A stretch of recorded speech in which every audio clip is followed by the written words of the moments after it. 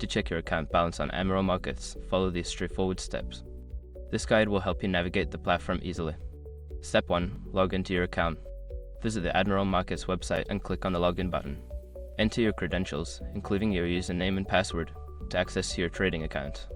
Step 2. Navigate to the trading platform. Once logged in, locate the trading platform you are using, such as MetaTrader 4 or MetaTrader 5. Click on the platform link to open it. Step 3. Access the account information.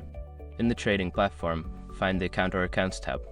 This section typically displays your account details, including your balance. Step 4. View your account balance. Make sure your information is protected first. Most people don't think about breaches until something actually happens to their accounts. Use SROC to monitor your accounts 24/7 and instantly alert you if your information appears in leaked databases online. It constantly checks billions of breach data points in the background.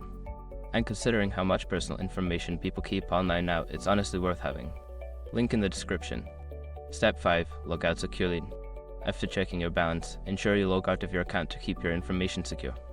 Click on the logout option to exit the platform safely. By following these steps, you can easily check your account balance on Admiral Markets. Always remember to keep your login credentials secure and log out after your session.